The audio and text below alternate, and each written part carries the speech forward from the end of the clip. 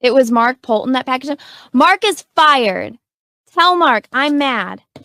Yeah, this is primetime Poulton. Keep it entertaining. You already knowin'. Outworking everybody and he don't ever quit. Talking about plenty comics like Graveyard Shift, Sea Dogs, Viking Whoop, U.S. Assassin. Doing just what he loves. This is his passion. Bring more value to your dollar. No, I'm not frontin'. That's how Just a Writer became a moral compass. This is primetime Poulton. This is primetime Poulton. Let's go.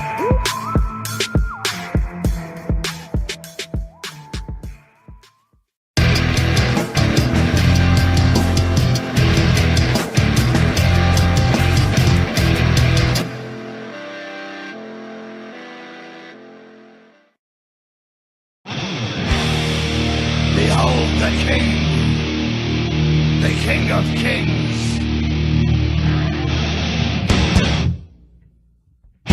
On your knees, dog.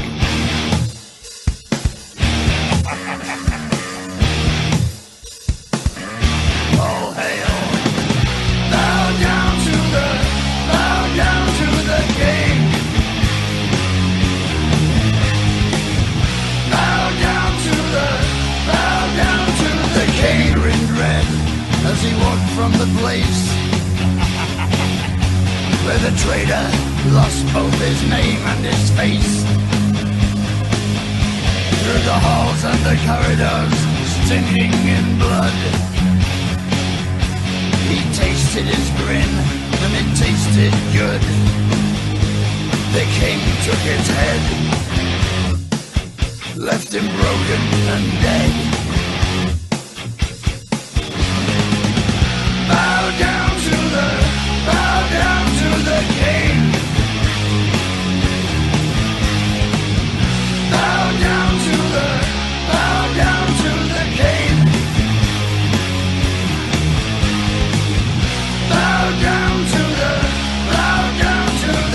Left none living, none able to tell.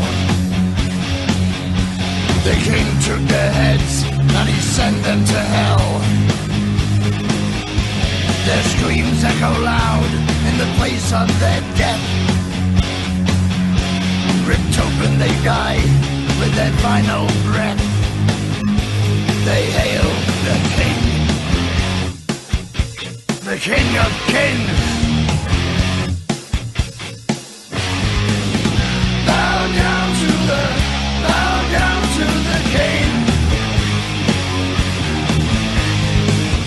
Bow down to the King.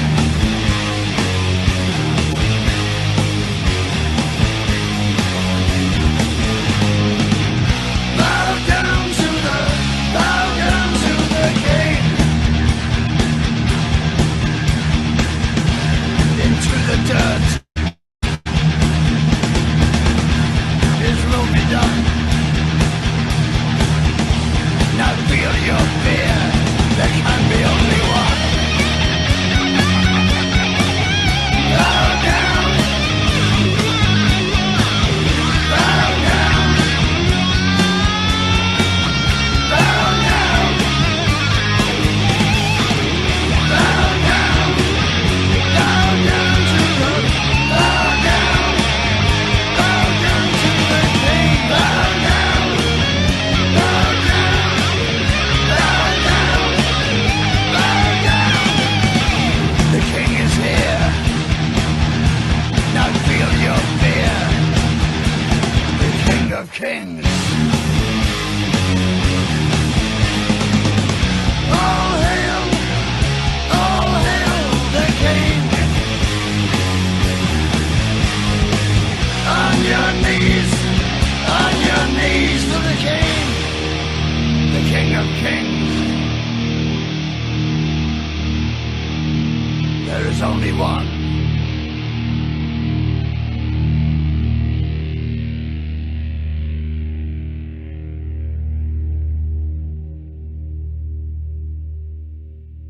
Graveyard Shift 2 was really, really good. It's one of my favorite Comicsgate books that I've ever read. I really, really enjoyed it. I keep saying that. I didn't realize how much I like Mark Poulton's writing. But I do. He writes a pretty good action superhero yarn. I'm tempted to check out his other project, which looks Sea Dog. It looks pretty cool as well. Codename Kill Switch.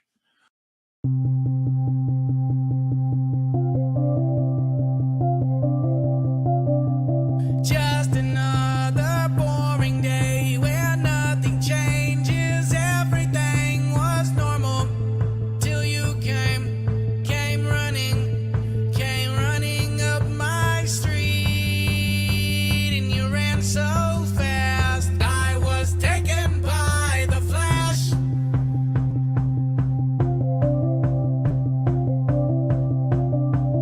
Then you came and brought me here, you locked me here, you locked me in your basement, and you told me you loved me, and I said I loved you too, and it happened all so fast I was taken by the flash.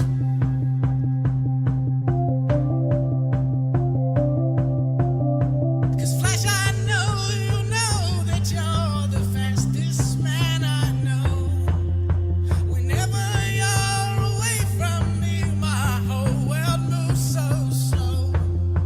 The only thing I have now are the memories that passed. If I'd have known this day would be all I taken by the flash.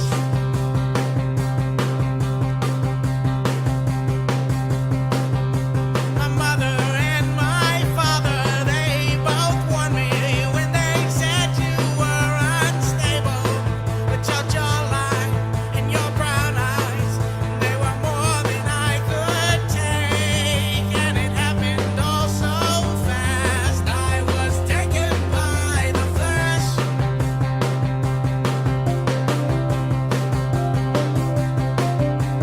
'Now we both gone missing, and we're kissing till the police come to find us. Is it wrong that I like it, and I don't wanna go back home? And it happened all so fast I was taken by the flash.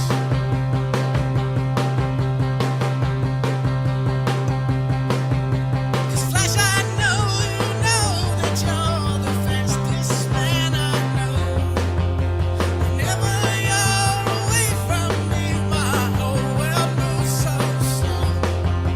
The only thing I have now are the memories that pass. If I'd have known this day would be all now taken by the flash.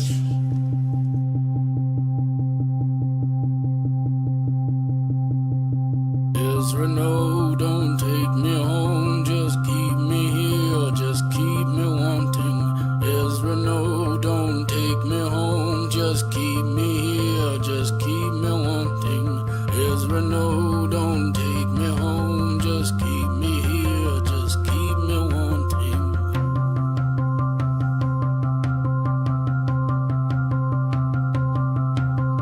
Ezra, no, don't take me home, just keep me here, just keep me wanting.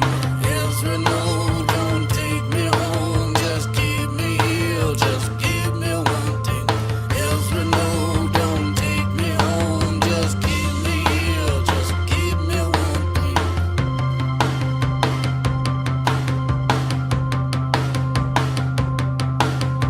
Ezra, no, don't take me home, just keep me here, just keep me wanting.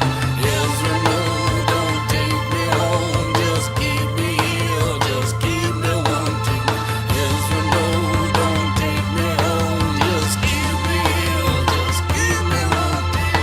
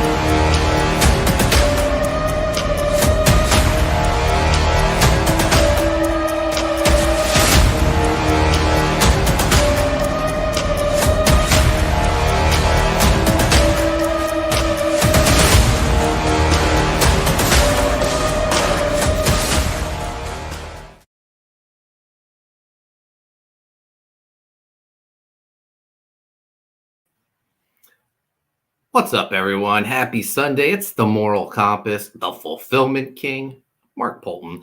And this is the Writhe Payne Horror Movie Club, episode 68. Today we are talking about Founders Day, which I picked. But unfortunately, I am here all by myself. My co-hosts all canceled on me. Mark Yoon canceled. Dexter Weeks canceled. Enrico Botta canceled. But I couldn't leave you guys. I had to give you guys a show. So I reached into my big old Rolodex and called up one of my celebrity friends. And I called Rudy from the Monster Squad. Here he is. What's up, man? Thanks for joining us. Hey, Mark Poulton. We gotta make sure we get them monsters. I mean, you're part of the goddamn team, right? Squad? I'm part of the goddamn club, aren't I? Yeah.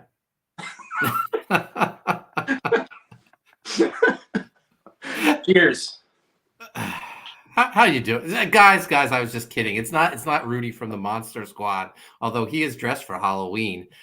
I didn't even know you were going with that. I just saw the white T-shirt and leather jacket. And I said I'm going to introduce you as Rudy from the Monster Squad.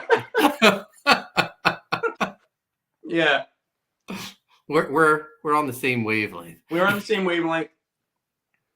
But I know if I ever show up with this jacket and these sunglasses, I'm automatically Rudy from the Monster Squad. So I leaned into it a little bit. Yeah. I got my wooden stake, cigarette, white tee. I think I'm going to have to get an Adidas jacket and Adidas sneakers, and we'll That'd be awesome, man. I'll be Sean. Gotta do is put on my black loafers and cuff my pants up. Yeah, how you doing this fine weekend? Oh, I'm doing great. Yeah, man. I was just running around with the kid, and we had some fun stuff. Picked up some toys and went out for lunch, and it was great. How about you? Oh man, just getting ready for Halloween. We got another inflatable. So we had that knockoff Art the Clown. We got him some friends. We got the knockoff Pennywise, Michael Myers, and Ghostface. But those three are attached together, and they're holding a sign that says "Halloween never ends." I saw. It looks awesome.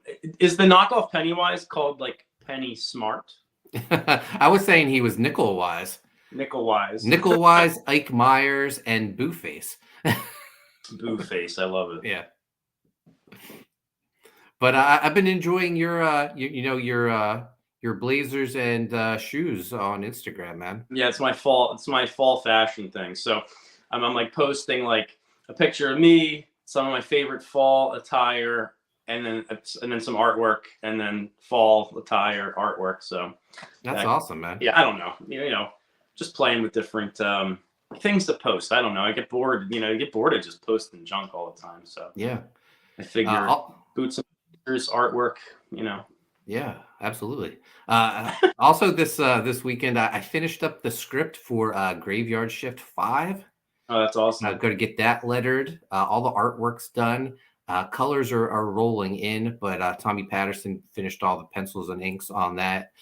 So we're looking at a December fulfillment. John Malin going to come out here. I'm going to show him New Jersey because he came here in 2011, and he still complains that I didn't show him around. So I'm going to give him the whole New Jersey experience. Not just Jersey, but like Philadelphia. Maybe take him to what's that penitentiary? Eastern State. Yeah, I'll take him there. Take him to get some real Philly cheesesteaks. Nice. Yeah. But I'm looking forward to everyone getting a Graveyard Shift 5. You know what? We're 15 minutes in. I haven't said hello to the chat. How rude of me. Of course, first.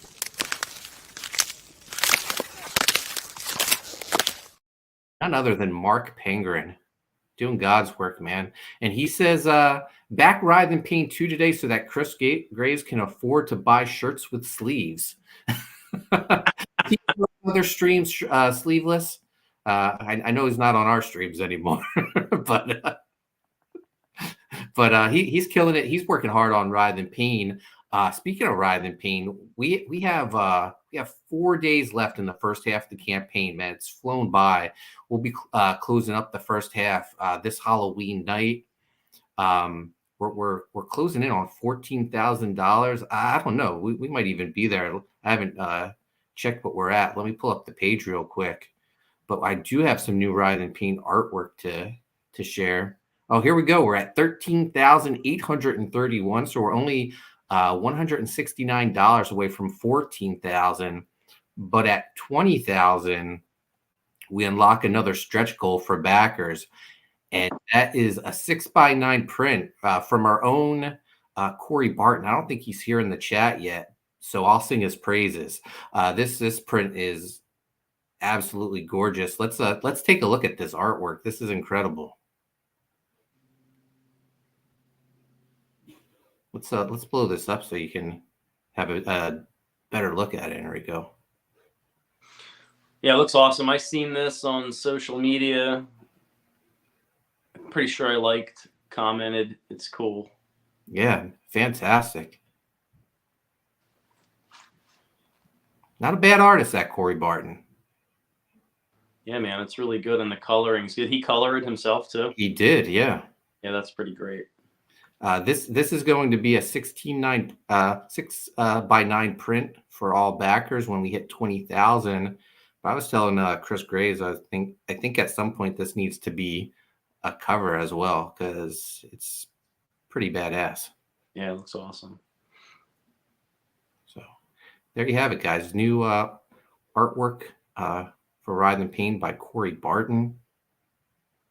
I know Dan Kemp is busy coloring some new Writhe Payne pages as well. Oh, what's our boy Mark Penguin saying? TMC also has 2 new books with Mike McMahon and EJ Morgs here. He's talking about U.S. Assassin 4. That's that EJ Morgs sketchbook. U.S. Assassin 4 by Mike McMahon. We also got the Art of Mike McMahon hardcover. We got the Ja Rowe USSR Assassin short story. That's 8 pages. Sent that off to the printer this past week as well. So that'll be arriving very soon. So I'm excited for that campaign. I'm going to probably shut it down because we're going to start fulfilling. We might not have volume 4 by December, but the other books are available, and some people may have just ordered them. So we'll start fulfilling them. Having stretch goals come in, trading cards, magnets. So yeah, got to get working on that. Going to be a busy December between U.S. Assassin and Graveyard Shift, Enrico. Yeah, for sure, Will. Mark also says, "Go Ninja, go Ninja, go." He's talking about American Ninja X, which launches tomorrow at noon on Kickstarter. I'm both excited and nervous for this because, one, it's action figures of U.S. Assassin and American Ninja X. The figures look amazing. There's also a 24-page comic book with a variant cover for every different figure available in the campaign. There's 4 figures available in the campaign: American Ninja X, the regular version, and the Night Ops version, U.S. Assassin regular version, and Arctic Ops version. So 4 different covers. And I have a cover to show off by the great Don Allen Figueroa of Transformers fame. He hasn't really done anything, I think, since working for Pat Lee at Dreamwave on Transformers. But he did a cover for us, and it is absolutely gorgeous. I'm going to share it. Here we go.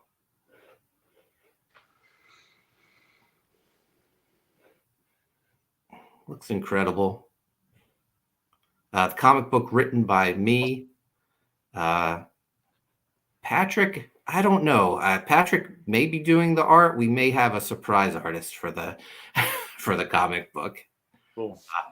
But there's U.S. Assassin looking badass with the hood down. You don't get to see him with the hood down very much, but the figure, you can have the hood up or the hood down. You can have the mask on, mask off with the figure. and then you scroll down, and there he is, American Ninja X. Same with him. The hood comes off, the mask comes off. So multiple heads for the figures. Very cool. This looks killer, and it's nerve wracking because this is Yeah. a big deal. Action figures got to raise a lot of money for these, Enrico. I know. So, well, keep your fingers crossed for us. Say a little prayer. But I don't know. I think the toy community, from what I've seen, really like these.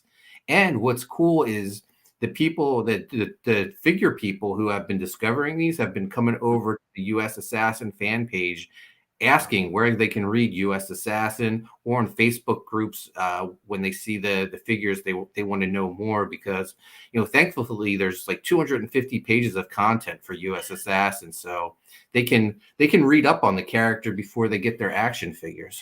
Yeah, that's pretty great. Mark says, "Don't be a bum, back type 1." Yep, that's our Sean's. Man, what a catchphrase that is. It really has taken a. It caught on a life of its own, right? I almost feel like Sean needs to introduce a bum character in type 1. He totally should. He should be. He should be a character that acts like he likes to be unattached and like a bum, like a beach bum, Yeah. but he's like really super extraordinarily wealthy and helps out and helps out type 1 and stuff. Yeah, in different ways. And also, maybe Dexter will be here this week. Nope, he couldn't make it. He had an emergency at the last minute. But you guys can still go back his book, Beast of Blood Island. Eventually, he'll have something new to show us. He's so close to $4,000 though. Last time I checked, I believe he was $50 away. Let's pull up the campaign. Yep, $3,950. This is a gorgeous book.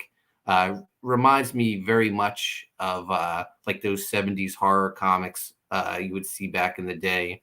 And you got the beautiful painted covers. Some Not Safe for Work by Steve Cicilli. But this is gorgeous. They're going to be at Monster Mania in a couple of weeks. They're going to have a table promoting Beast of Blood Island. Gorgeous artwork. If you're a fan of the original Koni Waves series from the early 2000s, you'll love this book. Same art team, Steve Cicilli and Dexter Weeks.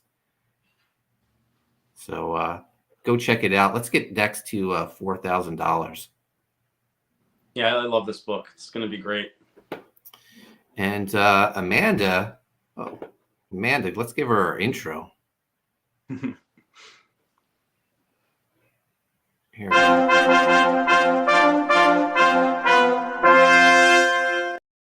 Queen of the Chat coming in hot. She says,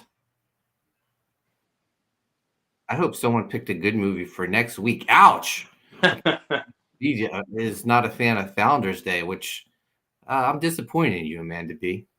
I mean, to be fair, we have to talk about it. Oh, I think we might have conflicting opinions on it. Mark Penguin says, "Shots fired." Well, Chris Gray's in here, so someone has to give me a hard time. It might as well be Amanda B. And someone with a differing opinion says Mark Yoon could have made it this week. Amanda says she likes to come in blazing. Yeah. Amanda referring to Ethan Van Sciver's praise of Sea Dog. She has not read Sea Dog. Is that the only Mark Poulton book you haven't? Have you backed it and just not read it, or you just never read it because it wasn't your thing? I was surprised. I thought you picked up everything. Mark says it was surprisingly. Oh, Sea Dog has a surprisingly good cover by Dan Fraga, according to Don Simpson.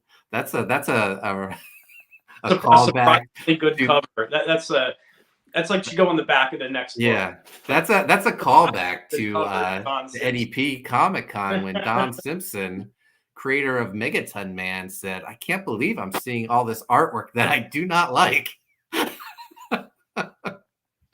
He does not like those 90s comics. Not at all. But I want to think Don Simpson probably had his most success in the 90s because of the Image guys. Wait, was that this one? Do you have a Megaton Man book? No, this. Oh, a Sea Dog. That's a John Malin cover. Oh, that's Malin. Okay. I'm sure Don Simpson didn't like that one either. But he liked the Fraga cover. He said he was surprised that Dan Fraga turned out to be a good artist. That's funny. Friday was always good. Oh, Fraga after Rob Fraga is my second favorite artist. I've loved him since probably Kid Supreme is where that's a Clint Holinsky cover. Yeah, there he is. Yeah, Holinsky. Yeah. I don't know if I have the Fraga one. I don't think I do. It might be maybe the best cover I've ever commissioned. Well worth the money I spent on it. It's a Sea Dog in his civilian identity, spray painting a wall of Sea Dog and codename Kill Switch. Yeah, I definitely don't have that version, which is a shame. We got Nicholas Gear in the house. It's always good to see Nick Gear here. Amanda B says, "Oh, I need to toot my own horn, TMC. I won Bancroft's 21-24 crowdfunding campaigns Cocktober trivia. I know my CG books. Awesome. Did I have any questions on my properties? That's what I want to know. Let's see what else. Nicholas Gear says issue 3 is almost completely colored, and Mark Pengren is going over the script for spelling and grammatical edits. Awesome. What? Really? Guys, hire Mark Pengren to be your editor, guys. Nick Gear says he's been spending less time on the internet. That's probably for the best. Nothing good going on the internet. No, not at all. Pengren, the editor. Yeah, man. The dude does it all. Produces indie movies. Edits books. He moderates chats. Wears collared shirts. Love the guy. Enrico the Faithful. Yep. Can count on Enrico to be here. Even if he goes away to Disney, he'll still pop in and say hello. Well, hopefully Mark's going to pop in and say hello when we're at Universal next year. Yeah, man. Universal, Missy and I have already been talking about it. We got to go. Dark Empire is going to be open. Dark Empire is opening up in May, right? Yeah, dude, get online. We'll talk after. Yeah. Well, all I'll say is I booked the trip, so. Oh. Yeah. I guess we got to pick the same weekend then. It's in October, so you got to go. Yeah. I mean, I would go again if we were just doing a Halloween Horror Nights night. Yeah. Just to kind of meet up. But yeah, if you guys can line it up to be the same week, that would be amazing. Or at least overlap, right? Did you pick October? It's on Columbus Day weekend, or Indigenous People weekend? I don't know. I think it was. I got to double check with Sarah, but it's at the middle to the end of October. So. Okay, all right. We'll have to talk. Yeah. Christopher Bouchard in the chat. He says, "Hello, Mark. I sent you a message on Fund My Comic. Oh, I'm so sorry. I'll have to check it out. I don't think they send notifications about that, but yeah, I'll see." I'll check it out, man. Or just you can always DM me on Twitter or Facebook if you have to. Mark says, "Gotta grab an oar." Yeah, Mark Pengren's doing his part, and he says, "Oh, he's liking those Instagram posts too." He says, "Sexy boy Botta." Thanks. Yeah, I appreciate that. I can always count on Mark to help me with the algorithm. He'll like my pictures, even if they're ridiculous. Nicholas says, Pengren, yep, he went over issues 1 and 2 for him and made edits for future printings. Good man. That's great. Yeah, those good books, man. I have to get in gear. I can't wait. I mean, 2025. No pun intended. 2025 is going to be my year, man. I got a board game and a book coming out. Yeah. Yeah, like finally, it's going to be amazing. Oh, and I have like a separate figurine too, so that's really, really cool. I got 3 things, at least, so it'll be great. Nicholas Gear says, "Knock it off with the knockoffs," but they're cheap. That's why I buy them. Plus, they don't make an Art the Clown inflatable guy. I'm sure eventually they will because he's so popular now. Yeah. But I had to get Art the Clown. I'm sorry, a scary Halloween clown.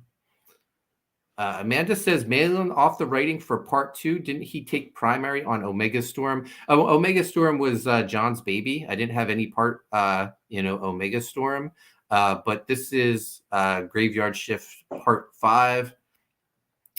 Story by me and John, script by me and John.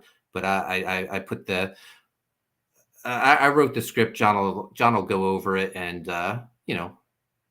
do his pass now that I'm done. Amanda says he's come a long way from coming in second in the Great Austrian Color Off. Oh, Bancroft? Yeah. Oh no, or Corey Barton. She's talking about, yeah. Mark says, oh sure, I read those Dreamwave Transformers books. They had the Mega Man and Turtles license too. Cool. Amanda says Sea Dog, the only one not backed. Okay, I see how it is. Penguin says Don Simpson is doing a Megaton Man crossover with Ben Dunn and his character Tomorrow Girl. Oh, that's nice. I don't wish anything ill of Don Simpson. You know, some people are just miserable people. Amanda says you and Dexter were in at least 2 different questions. Koni Waves artist was a question, and I think you were an incorrect option in another one. Renzo was the artist of Koni Waves, though. Renzo. Dex didn't. Well, Dex is a co-creator. Maybe Dex could have been an answer. I don't know. No, Nicholas, not all expenses paid. Stop spreading those dirty rumors. No, don't encourage him. Not a haunted pizza tax write-off. If you want to join us in Universal for the, we'll make it a haunted pizza meetup. You have to pay your own way. I mean, unless you guys want to start giving me, 6-figure campaigns one after the other.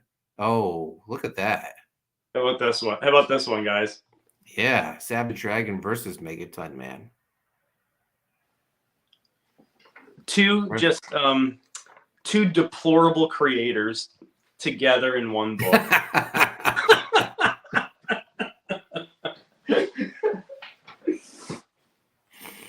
Nicholas Gear says tax write-offs for the win. Amanda says, so it's not the continuation of Omega Storm. I thought it was. Well, Omega Storm ties into Graveyard Shift. Omega Storm is in Graveyard Shift 5. But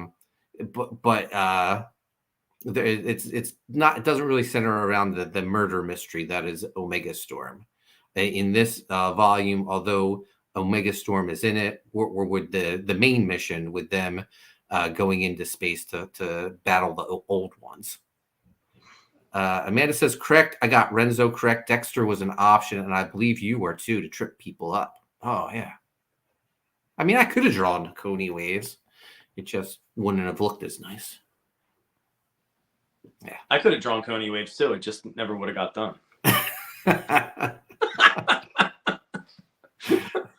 2025 is your year, Enrico. It's the year you finish projects. Absolutely. That's turning me around this year. Mm-hmm. I also have a couple things for you that I'm cooking up. Yeah. I mean, you're going to finish projects and board games. It's only a matter of time before the Writhe Payne Horror Movie Club starts making their own movies, Enrico. Yeah, that's right. You never know. Yeah. You know who just called me? I mean, can I say just wrote like who called me out of the blue? Sure. Sean Capel. Really? Yeah. Just got a text randomly, and I was like, dude, I was literally just talking about you because I was watching our anniversary video. Because our wedding anniversary video was actually shot and edited by Sean's company. So he did that at Trump's golf course? That's right. Yeah. Wow. Yeah. With us to Trump National Golf Club, Philadelphia, shot our wedding, edited it. It's a beautiful wedding video. It's amazing. And I was thinking about Sean. And then a few weeks prior, you and I were talking about Sean because, he's a great filmmaker. And I was telling him, I said, you came up when I was talking to Mark Poulton. And he's like, what? Really? How is Mark? And I was like, Mark's doing great. We do this horror movie show every Sunday. And he's like, get out of town. I didn't even know. And I was like, yeah, man. I sent him the links and everything. So nice. Well, we'll have to talk off air about if you mentioned our little idea to him. I didn't. No. Oh, okay. Yeah. That's still under wraps. Nice. Right. But Yeah, that'll catch us up with the chat and all the projects we're promoting. Just a reminder, guys, American Ninja X U.S. Assassin action figures launching tomorrow at noon. 24-page comic book comes with every figure that you purchase. Each different figure has a different cover. It's going to be exciting. But now we get to talk Founders Day. Day. This was my pick. It's kind of appropriate with the upcoming election. Maybe we should have held off to it for the following week. Yeah. But Missy and I started watching this last night, and I had to turn it off because she was so bored with this movie. And I was like, I have a feeling it's going to pick up. I feel like it's a slow burn, and it's going to pick up. So I finished watching it this morning while Missy was sleeping. And I'm so happy I was right, because I wanted to like this movie, and I ended up loving it. There's so many twists and turns. And I would say after the 40-minute mark, the kills started happening. So Enrico, just your overall thoughts. Obviously, I liked it. Same, actually. Like, I thought it was really slow. You know, until it started to, you know, until the kills started. Like you just said, like, until the kills started happening. The killer, you know, was interesting. I like that he had a weapon, like a specific type of weapon. That was cool. The gavel with the blade and everything. And yeah, like you said, the twists and turns with the different characters, you didn't kind of know who did it. I felt like some of it you could tell, you know, was a little bit, you were expecting certain things to happen. Like the way it shook out, I actually expected to happen. But yeah, it was okay. I liked it. I thought it was slow, but then entertaining parts. The killer was like funny, and well, not funny, but like, you know, a good character. Yeah. And Mark says it had a few issues, but overall I liked it. The teacher looked familiar but different, so I had to look him up. It was the dad from Boy Meets World. No way. He did look familiar, but oh my gosh, it's been so long. I guess it makes sense that he's that much older now. Yeah. But this movie takes place during an election, a local election for mayor, and the two sides are very, very aggressive towards each other. I mean, it starts off with the two sides like having rallies on opposite sides of the street, and this is when our main character, Allison, I believe, and her girlfriend Michelle. They stopped by a movie theater to Allison has to pick up keys or something. Apparently she used to work at this theater. And they go off to this bridge that really, it's I don't think it's a working bridge because it's like sectioned off on one side. It's crossing it like walking home. Was that? Oh, maybe. Because I can't remember if they went there specifically to like hook up or whatever. Amanda B says, definitely slow. I guessed all the killers before the end. I just didn't realize how it all played out. She didn't like the killer. Penguin says, my biggest issue is that most of the teenagers looked way too similar to each other, so I couldn't tell them apart. Yeah, I'd agree with that too, because I was getting confused. And Missy says, Melissa, you know, like me. I thought it was Allison and Melissa. That's their names, right? Yeah, Allison was the main character, and Melissa was her girlfriend, correct? The one that got killed right there at the bridge. Yeah, killed. Right. Yeah. So they're at this bridge, and they're talking how Allison's going away for college, and Melissa's really upset because she's in love with Allison, and she wants her to stay with her in this town. And as they're talking, a car pulls up, shines their lights on, and Melissa starts yelling at them and walks towards, and someone comes out of the car, and they're masked and starts beating up Melissa. Allison can't do anything because Melissa handcuffed her, or, not handcuffed her, but put a lock around her belt loop and locked it to the bridge. So she's trapped as she's watching her girlfriend get beat up. And then this masked killer grabs Melissa and throws her over the side of the bridge. Allison breaks free and runs back to the town screaming, that her girlfriend's been killed. And, the sheriff's has a search party. They can't find a body. They said, oh, maybe it washed down the river. And Melissa is the daughter of the man running for mayor up against the current mayor, who has a daughter that works at the movie theater with the guy who's running for mayor's son. And they used to date, but they broke up because she cheated on him with this meathead guy. There's also a couple of students who maybe the most sadistic students ever. They're really, really, really not right in the head. And they just like, who does that kind of crap in public? Like, I don't know. Yeah. So the girl Allison has just been attacked. She's seen her girlfriend killed, and she goes to school the next day, which I don't know why she's going to school the next day, but everyone has heard about this. And of course, this couple, the one girl comes running down the hallway like someone's after her, and a mass killer is behind her and starts chasing her, attacking her. And Allison is like having PTSD. She pulls the girl, the guy off her, and the guy like attacks her and starts stabbing her, but it's a retractable knife. And it's just two kids pranking them, and they get in trouble. And then they end up, he attacks her again and then runs off laughing. Yeah. Well, before that, you got to remember that like they got in trouble, and then they're like making out with each other on the ground in the hallway because they're so excited about it, I guess. Yeah. Like, what are you doing? And then the teacher comes out and yells at him, and then he like just tries to fake attack her girl again and runs away. Yeah. They were actually they're terrible people, but they're actually funny in how inconsiderate, unempathetic they are. Like the skinniest little kid with and he's like, I'm an alpha. Yeah. So we'll just tell you that their story. They get detention for this, and the teacher tells them to write like 1,000-word essays what they learned at school, and then leaves them alone. So once they're left alone, they start having sex on the teacher's desk. Yeah, he's like, we'll show him. We're gonna have sex on his desk. Okay. Yeah. Mark says, I thought the bridge was kind of like Italy or France, where you're supposed to put your names or initials on the lock and lock it on the bridge as a symbol of love. I believe you're right, Mark. And they do that in Japan, right? I'm not sure.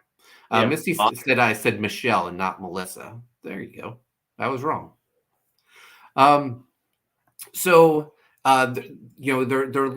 There's a search for this guy's daughter, but we assume, we saw her get beat up and stabbed, and no not stabbed, but hit over the head with a gavel several times and thrown off the bridge. Her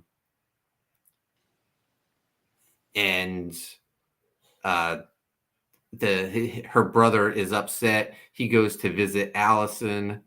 They end up going to the movie theater to have a party to blow off steam, and his ex-girlfriend's there with her new boyfriend, some other people.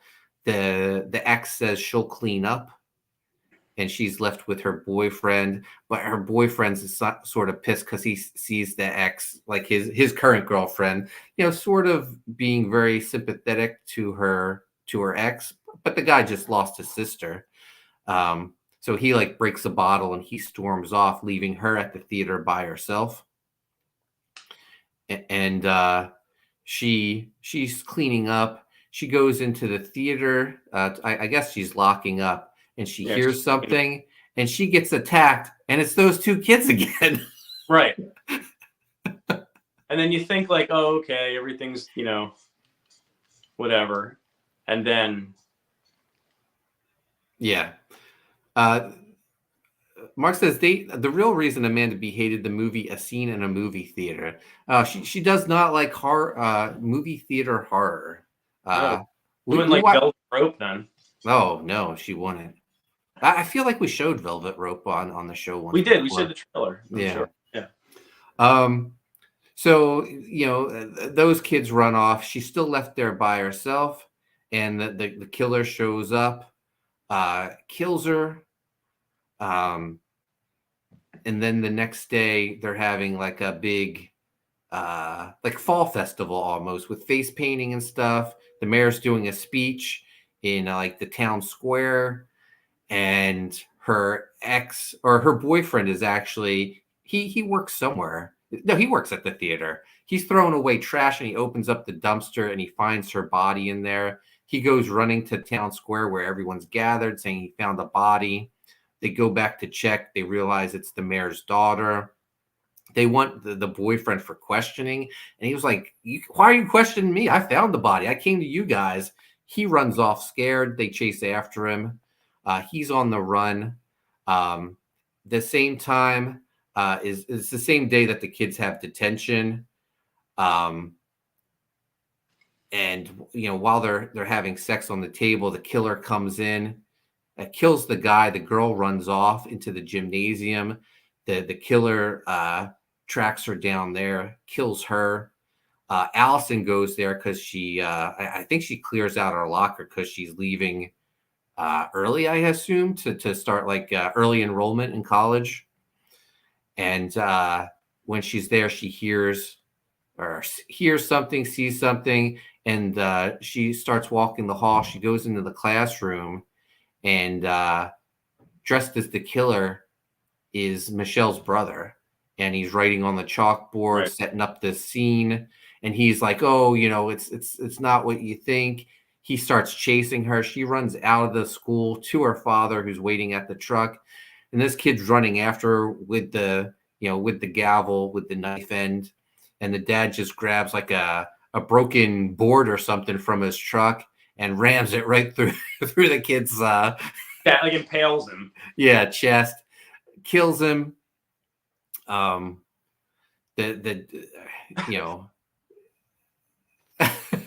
not about it. Yeah, he's taken in. He has to give his report. The sheriff, who is a very, a sheriff played by an older woman on the heavy set side, but she's very I don't know, very she doesn't trust anyone. Yeah. She's asking the dad where he was when the other killings went, and he was like, I just protected my daughter from the killers. And she's like, yeah, I'm just asking questions, because he wasn't around. He was out of town when the other killings were happening. So he's being questioned. He tells his daughter to go wait in his truck while he's being questioned. So she's sitting in the truck, and the boyfriend of the girl who was killed at the theater, the mayor's daughter, he hops in her truck because he's on the run from the police, and he's trying to explain himself to her. And when the dad's finally done questioning, he's leaving the police station. And as he's walking out, he's talking to the deputy, and he sees his car take off. And the deputy's like, well, hop in my car and we'll follow him. So they follow the kid and Allison to the bridge because they're trying to retrace all the tracks of the killer to figure out who it is. And when the deputy shows up, it's just him. The dad's no longer there, and he has a black eye. And Allison and the guy, they start questioning him, and his stories change. He says he had to lock up the dad because dad punched him, and then he was like, oh, we need to get you back home before your dad wakes up. And they're confused. So then the dad, or the deputy, and the one guy, they start fighting. His gun's pulled, and the deputy's killed or shot, and he like apologizes, and Allison leaves the guy, because he's handcuffed at this point, to the bridge. She leaves him, and she runs home, drives home to her house. And her house is, has writing all over the house. There's rose petals everywhere. She follows the rose petals. Oh, in the meantime, both the mayor and the guy running for mayor have both been killed. In the mayor the mayor's chambers by the killer. So that takes both of those two people off the board as potential killers. So Allison is, walking upstairs to her house. She goes into the bathroom. On the tub is written, check under the bed. She checks under the bed, and sure enough, there's a guy wearing the mask. She stabs him, and it then takes the mask off, and it's her father who's, been bound and gagged. Right. And then sure enough, the real killer shows up, knocks out Allison, ties her up, and when she comes to, reveals herself to be Michelle, and how her and her brother worked together to trick Allison into thinking that she was dead. It was very like Screamish kind of. Yes. But then she reveals that she wasn't working alone. The teacher comes in. Right. And they're begging for help. And the teacher leans down and he lifts up the table so Allison can get free, or lifts up the bed so Allison can free herself. And that leads to like Allison and Melissa fighting. And they end up downstairs. Allison ends up killing Melissa. And then the teacher comes out and he's trying to reason with her and saying, he says our founders made these bylaws that if the mayor and the person the mayor was running against die, someone from council would become mayor. And he knew this election was tearing the town apart. It was in the town's best interest that they both die. Unfortunately, there had to be some collateral damage with that. And that's, the mayor's daughter, even the brother and sister, because he kind of sort of played them, I think. Yeah, they were the ones for sure. So it turns out that the teacher was working not only with the brother and sister, he was working with the mayor's aide, he was working with the deputy. It was this big group that all conspired together and said this is what they have to do. Meanwhile, the police, you can hear the sirens coming to the house. She's like, the police are coming, what should I do? And he's like, tell them the truth, but just leave out a few details. Right, yeah. Yeah. Which I liked it. Like once we started getting all these turns, it was like, oh, they're in on it too. Because like I kept piecing together. Once we saw the brother as a killer, I was like, oh, the sister's still alive. But then once the deputy got involved, I was like, oh, I'm not really sure. It makes sense though, because they needed other people, because the brother couldn't have killed the girl at the movie theater, but the sister could have. So I don't know. There was things I wasn't sure of. But then once the other people started becoming involved. So she goes along with the teacher's plans. So it fast forwards a year later, and he is now the mayor. The aide is his aide. Deputy's dead. But Allison, her father survived, and she goes off to college. I don't know. I liked it a lot, man. Yeah, I mean, do they have sequels coming with that? I mean, this was a recent movie, though, right? Yeah. So the screenwriter was also one of the stars. The guy that played the mayor's aide actually wrote the movie. Eric Bloomquist. Yeah. Yeah. It wasn't bad. Mark says she also doesn't carry a gun for some reason. Oh, the sheriff? Yeah. And for some reason, there is a bathtub in the girl's bedroom. Yeah. Yeah, those older homes, that they were designed a little wonky. Yeah. You can have a bathroom in a bedroom. It's okay. Yeah. But overall, man, I give it thumbs up. I like the killer's mask, too. The red mask with the almost like powdered wig look. Yeah, it was interesting. Yeah, it was a good way to go, especially with the whole theme of the election of it and all that stuff. With this movie, my ability to pick movies was on the line because the chat seems to say, and I guess Dex and Mark Yoon seem to say that I'd been picking some stinkers lately. So I want to institute a new rule. If the overall consensus is the movie is good, then the person who picks gets to pick again. If it's bad, then it goes on to the next one. So I would say the order is me, then you, then Dex, then Mark Yoon. And let's face it, Chris is never going to actually watch any of the movies, so he doesn't really get a chance to pick anymore. Yeah, fair enough, I guess. So since the overall consensus is that the movie is good, I get to pick next week's movie. Okay. Seem fair? Do you like this new stipulation added to the show? It has the potential to never change, though. Like if you're always picking good ones. So here's the thing. I like to watch stuff that's, come on. I picked You don't think Droid. you're gonna have that long of a streak? Is that what you're saying? No, I'm not gonna. I might lose my streak next week. I pick movies that I want to watch. I don't really like watching movies I've already seen. I mean, but that's not to say you can't do that or Dex can't do that. Yeah, Mark says the movie was good. Yeah. I wish Dexter Weeks or somebody else was here because I wanted to see if Dex watches a lot of horror movies. I'm going to tell you, I think Yoon would have hated it, and Dex would have been on the fence about it.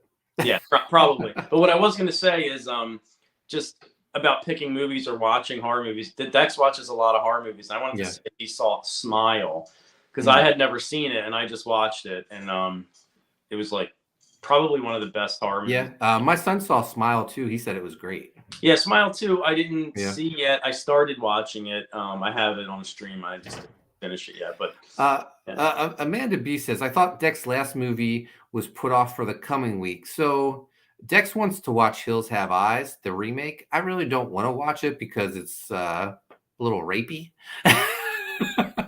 Yeah. And I'm just not in the mood for that. Yeah.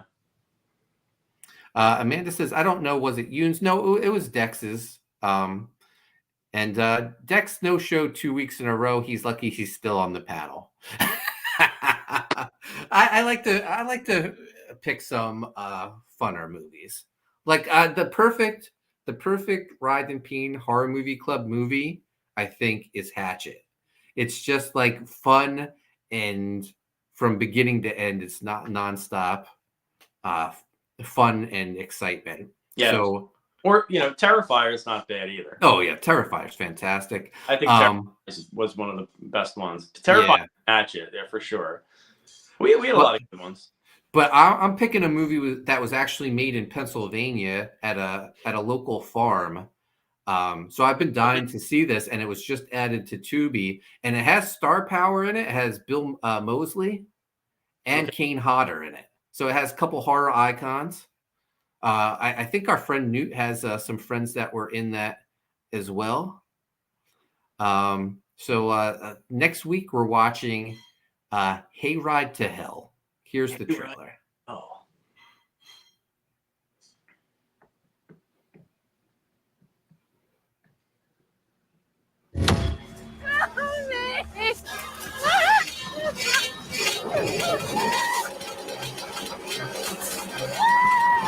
Huh. Oh no.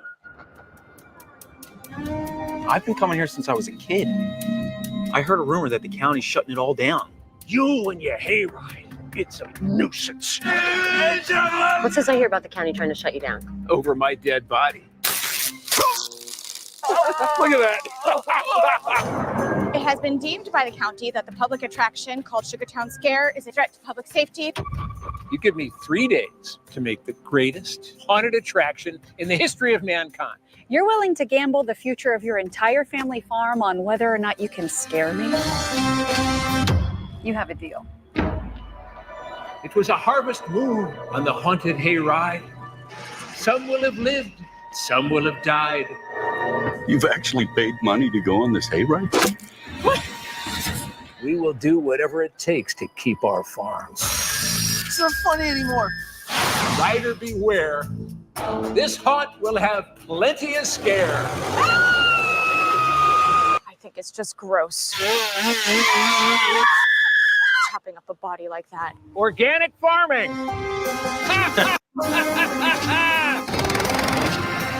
I dare you to take the hayride to hell.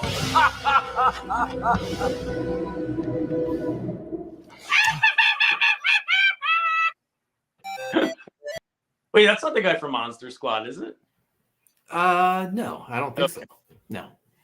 So I don't know. I get some barn vibes from this. It looks great. But yeah, I think it looks good. It looks fun. Amanda B says she didn't like. I think she's referring to Hills Have Eyes. Yeah, it's a good movie, but it's just I don't know. It's a little too sad and depressing, I think. Yeah, it's a little dark and dirty. Yeah. So next week, Hayride to Hell. Hayride to Hell, baby. And we'll still sort of be in the Halloween spirits. So I think it's a good movie. Definitely. Yeah, Penguin, super fun pick in time for Halloween. Another winning pick by TMC. There you go. Oh, this guy. He knows what to say. That's why he's number one in the chat. Although a close number one, because Amanda B's been here from the beginning. Can't leave her out either. By the way, we're streaming over on Twitter this week.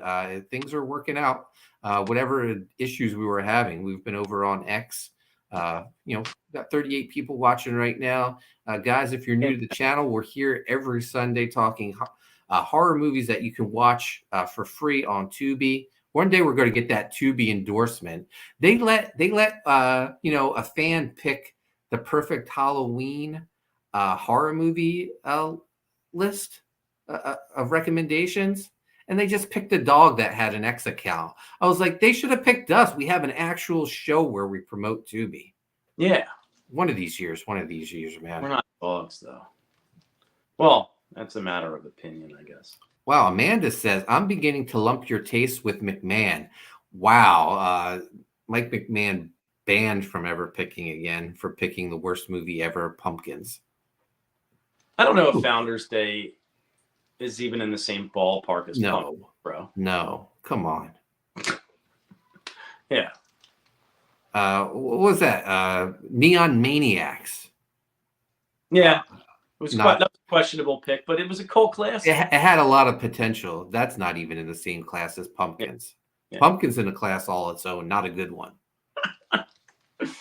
Oh, better late than never. There he is, Corey Barton. Corey, we were saying nice things about your Writhe Payne piece earlier. Yeah, I like the way you draw pictures, Corey Barton. Yeah, you're not so bad. Your drawings are nice. So Enrico, where can people find you at? Enrico Botta, Instagram, X, YouTube. Nice. And guys, you can find me on X and Instagram at Koni Waves. Make sure you go back, Writhe Payne Book 2. Only 4 days left in the first half of the campaign. We'll be closing out this Halloween. We set it to end on Halloween night. And also American Ninja X and US Assassin comic and action figures launching tomorrow at noon. Make sure you check it out. Show us some support. We spent a lot of time making those figures look incredible. So guys, thanks for watching. Mark Penguin, thank you for sharing the links. We'll be back next week to talk Hayride to Hell. Thank you all for watching.